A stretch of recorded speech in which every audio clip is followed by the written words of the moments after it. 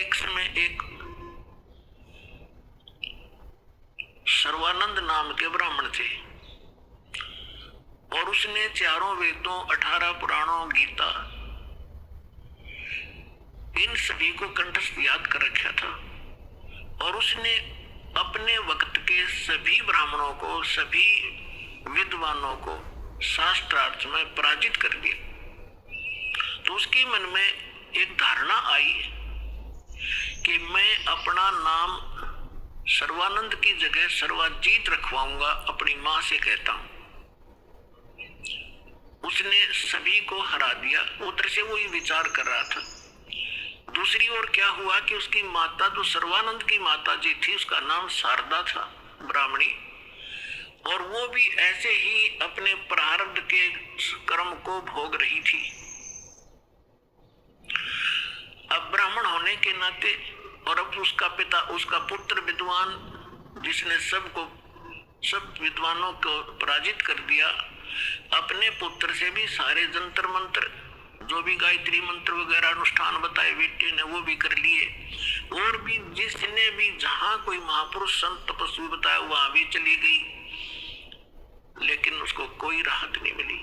बहुत बुरी बेचैनी रहे, ना भूख लगे, चारपाई पकड़ रखी, अस्थि पिंजर शेष दिखाई दे। उधरती एक परमात्मा की शिष्या, एक बहन ब्राह्मणी, एक बहन चली गई, ब्राह्मणी नहीं, वैसे एक बहन चली गई किसी कामवश, अन्य जाति की, श्रवण जाति की। तो उसने पूछा कि शारदा कुशल है?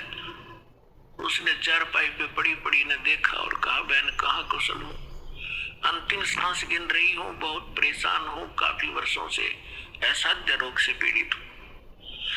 वो परमात्मा की शिष्या लड़की कहने लगी कि बहन कहीं दिखाया नहीं आपने? कि सभी डॉक्टर दिखा लिए, वैद्यों से चेक करा लिया और कोई साधु संत आसपास नहीं छोड़ा। सभी ने कह दिया कि तेरे प्रारब्ध का कष्ट है, तुम्हें भोगना ही पड़ेगा। उस बहन ने कहा कि ये जी आप बुरा ना मानो तो मैं बताऊं, एक महापुरुष आ रहे हैं। वो कहने लगी, बोलो कौन है? कि मेरे गुरुजी से दीक्षा ले लो। मैं भी पहले बहुत परेशान थी, आपसे भी बुरी हालत थी मेरी नहीं, मेरे बच्चों की भी स्थिति थी, मेरे पति को भी तकलीफ थी, प्रेतबाधा थी और मुझे असाध्य रोग था। उस गुरुजी से दीक्षा लेते ही और हम कति स्वस्थ हो गए। 2 वर्ष हो गए हम अपना जीवन जी रहे हैं, अपनी नींद सोते, अपनी नींद उठते। तो बैठ गई शारदा कि भाई आज कुछ आशा की चिंगारी नजर आ रही है। तो उसने पूछा, कौन है आपके गुरुजी, मुझे बताओ। तो उस बहन ने बताया कि कबीर नाम है उनका और जुल्हा कॉलोनी में रहते हैं।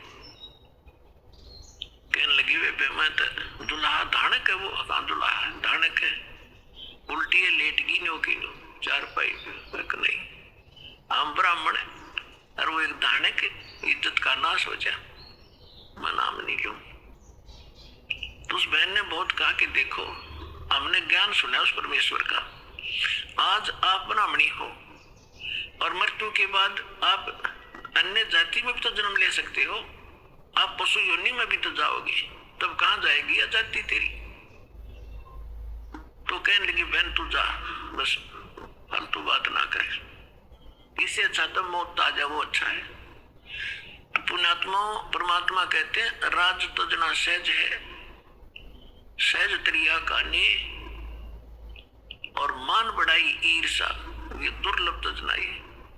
वह चली गई। कुछ दिनों के बाद वो ब्राह्मण जो परमात्मा की शरण में आके स्वस्थ हुआ था, पुण्यात्माओं आप तो बालक हो, दास उस भगवान से परिचित है। आपके लिए जो परमात्मा भटक रहा है ना, आप तो एक अबोध बालक की तरह जिधर मुंह हो गया उधर चल पड़ते हो, और वो पिता माता पिता पीछे पीछे भाग गया, अगर खड्डे में गिरेगा यू उठा लूं भाग कर बालक को। आज आप इतने बच्चे हो इस भगवान के मार्ग में और इस अपने अध्यात्म मार्ग के अंदर,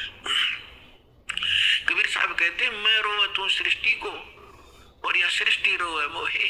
गरीबदास जी कह रहे हैं परमात्मा से परिचित ज्ञान के आधार से भगवान की वाणी बता रहे महिमा। गरीबदास इस योग को समझ नहीं सकता कोई। सो चल छिदर मैं करूं अपने जन के काज, जिस प्यारी आत्मा को शरण में लेना है ना जाने के कारण बनाओगा उसके लिए। तो वो ब्राह्मण चला गया कि वो निकटतम नाती भी था उनका। पहले दूर देश से आना जाना महीने में नहीं होता था, 6-6 महीनों में 2-2 1-1 वर्ष बीत जाता था रिश्तेदारियों में आने जाने में। तो वो ब्राह्मण उसी काशी शहर के आसपास कोई गांव था उसका रहने वाला था, और शारदा बनारस में काशी में रहा करती थी। तो एक दिन वो किसी कामवश शहर में आया था, तो उसने सोचा चल रिश्तेदार के घर चलते। जब वहां पहुंचा तो शारदा घर अपने उसी तरह उसी स्थिति में थी। राम रमी करी, नमस्कार हुआ, कुशल मंगल पूछा। तो शारदा ने अपना सारा दुखड़ा रोया कि मैं बहुत दुखी हूं, बहुत बुरा हाल है मेरा, मैं तो अंतिम सांस गिन रही हूं। तब उस ब्राह्मण ने कहा कि आप हमारे गुरुजी से दीक्षा ले लो, आप स्वस्थ हो जाओगे। और मेरी हालत का आपको पता ही है, क्या स्थिति थी मेरी। कहा आपकी तो बहुत बुरा हाल था, सारा परिवार दुखी था, और आप कैसे स्वस्थ हुए कि हम उस परमात्मा आए हैं पृथ्वी पर। शारदा तेरा यकीन हुई चाहे ना हुई, और हमारी जो दुर्दशा थी देखने जोगी थी, रिश्तेदार भी नफरत करने लग गए थे, और उनकी कृपा से आज सारे बच्चे स्वस्थ हैं और हम स्वस्थ हैं। 4 वर्ष हो गए मैंने उनसे उपदेश लिए। मेरा तो बुरा ऐसा दुखी शायद पृथ्वी पर कोई प्राणी नहीं होगा जैसा मैं था। मेरे से रिश्तेदार भी नफरत करने लगे थे कि अब यूं आ गया घर पे, कुछ पैसे मांगने आया होगा। तो ऐसी दशा होगी थी मेरी, और अब वो रिश्तेदार मुझसे उधारे ले जाते।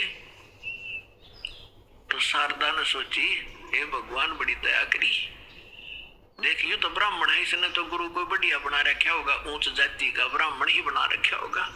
तो फिर बैठ गई चारपाई पे। तो उसने कहा कि फिर ठीक है, बताओ मुझे आपका गुरुजी कौन है, क्या नाम है उनका, कहाँ रहते हैं। मेरे पूज्य गुरुदेव जी का नाम है कबीर। उसके वो फिर अक्सर खटक गया, कबीर वो धानक वो नीरू का। कहा वो ब्राह्मण बोला कहा वही है, यस। तो शारदा बोली तेरी शर्म बाजगी, उतनी इज्जत का नाश कर दिया, ब्राह्मण होकर धानक गुरु बना लिया, डूब के मर गया कि ये सत्य लागी सुना। तब अब उस पंडित जी ने कहा कि मिश्राणी बात सुन दे, यह शिक्षा मेरे देने की जरूरत नहीं, मैंने देख लिया ये ब्राह्मण जब कित गए थे, जब मेरी दुर्गति हो रही थी, चोने भी ना दे थे, अंतिम सांस गिनू था, बुरा हाल हो रहा था। और ठीक है तेरे ना समझ में आती है तो गुरु जी के बारे में फालतू मत बोलिए, उठ कर चल पड़े।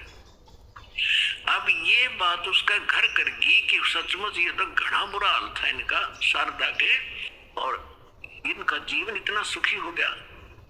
अब वो सोचने पर विवश हुई, तो वो काफी देर सोचती रही कि ये क्या बनी। अरे काल ने तो ऐसे बना रखे किले जाति के, ऊंच नीच के, काल ने तो इतना जबरदस्त जाल फैला रखे अपने आत्माओं, परमात्मा बिना यो टूटे नहीं। अब आप देख रहे हो परमात्मा ने सबसे पहले यह बीमारी काटी कि अब आप देख रहे हो कोई छुआछूत नहीं, ऐसी दया करी ना। तो एक बाड़िया और थी अपने समाज में थी, हिंदुआई में थी, और तो देखी जाओ बाद की देखो दूसरे मजबानों से, तो यह समाप्त करी।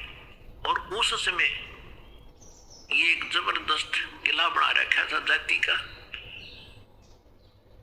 अब क्या हुआ, परमात्मा कच्चा काम नहीं छोड़ते। जो जन मेरी शरण है ताका हूं मैं दास, और गेल गेल लग गया फिर जब तक धरती आकाश। अब क्या किया मालिक ने, जिस मोहल्ले में वो शारदा रहा करती थी उसी में परमात्मा का एक भक्त रहता था थोड़ी सी दूरी पे, और उसने प्रार्थना की प्रभु हमारे दास के घर सत्संग कर दो, आस पास के भक्तों को भी पता चलेगा और आपका ज्ञान सुनेंगे, हो सकता है किसी की और भाग जाग जा। परमात्मा ने ठीक कहा कि ठीक है बेटा, रात्रि में सत्संग करेंगे, दिन में अपना काम करो पेट के लिए, रात तो अपनी है, आ जाया करो, चलूंगा मैं तुम्हारे वहां। तो उस बहन ने जो सत्संग करवा रही थी भगवान का, आसपास के सभी जगह निमंत्रण भेजा कि आज हमारे गुरु जी आवेंगे और नाम ले लियो, सत्संग सुनियो पहले। आपने आज तक ऐसा ज्ञान नहीं सुना होगा, आप देखियो हमारे गुरु जी का सत्संग सुनना। तो ऐसे आपस में आ ही जाते हैं, बुलावा देने से मोहल्ले के लोग, बहन बेटियां इकट्ठी हो जाती हैं। तो उसने शारदा को भी आमंत्रित कर दिया मोहल्ले में होने के नाते। तो शारदा ने पूछा आपके गुरुजी कौन है? कि मेरे गुरुजी है कबीर साहब, भगवान कबीर। कौन से कबीर? वो धानक। वो शारदा ने कहा कि हाँ वो धानक, आप कुछ भी कहो वो परमात्मा है। अब शारदा ने के स्कीम बनाई कि भी ऐसे जाऊंगी तो बात बिगड़ेगी, लोग हंसी करेंगे। एक ब्राह्मणी होकर दानक से दीक्षा लेने चल पड़ी और उधर से दुख का पहाड़ टूट रहा। तो उसने अपने ही मन में एक ऐसा विचार किया कि मैं जाऊंगी जरूर, सुना है कि आशीर्वाद लेने मात्र से सुख भी हो जाता है। यदि मैं सुखी होगी, मेरा यू दुख दूर हो गया उनके आशीर्वाद से, मैं वही चरण पकड़ दूंगी, फिर कभी नहीं लोक लाज करूं। अब परमात्मा कहते करे करावे साइया, मन में लहर उठा, दादू से दरजीव के वो आप बगल हो जाए। तो पहले रात्रि का समय था, पहले एक जोत जलाया करते देसी घी की, वही तो हवन का काम कराया करती और वही रोशनी का वहां चांदना उसी से बनाया करते थे। एक जोत जला रखी देसी घी की, उससे आंगन में थोड़ा सा टमटमाती सी रोशनी थी। अब सभी बहन भाई आ रहे थे, एक साइड बहन बैठ रही थी, एक साइड भक्त बैठ रहे थे, बीच में रास्ता था, सामने भगवान बैठे थे आसन पर। अब शारदा आई, मुंह पर घूंघट काट के, उसने ये सोचा था कि ऐसा घूंघट काट के औरतों में जाकर बैठ जाऊंगी, प्रणाम करके जैसे वो क्रिया करेंगे और मुझे कोई पहचानेगा नहीं। अब जो ही सभी बहन आ रही थी, भगवान के चरण ले रही थी और बैठती जा रही थी।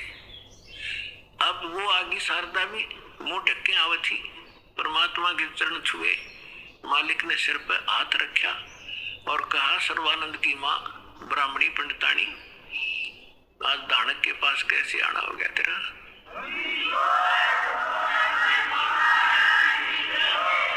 और परमात्मा ने हाथ रख के उठाया भी नहीं था, उसका सारा रोग, जो कष्ट था, जो संकट था, वो कति स्वस्थ होगी जैसे दुख कभी था ही नहीं। और ऊपर से परमात्मा ने कहा कि कहा कैसे आगे सर्वानंद की माँ, तो एक दानक से क्या कहेंगे तेरे को, जो पंडित लोग जात से घेरेंगे। चरण पकड़ लिए उसी समय और फेंक दिया घूंघट उठा के, हे भगवान माफ करना मुझे दुष्टा को, मैं घनी नीच थी, आपके बारे में बहुत कुछ सोचा, आप तो सचमुच भगवान। खड़ी होगी सब न बतावे कि मेरा इतना दुख था, मेरा इतना कष्ट था, मैंने बहुत कुछ अच्छी मंदी भी कही है, तो भगवान पड़े। फिर बैठगी, सत्संग सुना, परमात्मा ने सृष्टि रचना सुनाई। तीन देव की जो करते भक्ति, उनकी कदे ना होवे मुक्ति। गुण तीनों की भक्ति में ये भूल पड़ो संसार, कह कबीर निज नाम बिना कैसे उतरो पार। अब शारदा को जितना ज्ञान था राम और कृष्ण, विष्णु और शंकर का, ब्रह्मा जी को तो हम भक्ति करते ही नहीं थे, श्री विष्णु जी और भगवान शंकर की तो हम खूब भक्ति कराया करते। अब सारी सृष्टि रचना सुनाई और ऐसा दुख चढ़ गया उस समय तो सारी स्वीकार करे थी ना, तो अग्रम मग्रम भी करा, वो थोड़ी बहुत हुआ। तो वो भी मालिक ने पहले उसका समाधान कर दिया और सारी सुने थी, सारी हृदय में समावे थी। लगातार उसने आसपास जहां भी सत्संग परमात्मा का होता था वह सारे जान लायक की, और उसको काफी ज्ञान हो गया।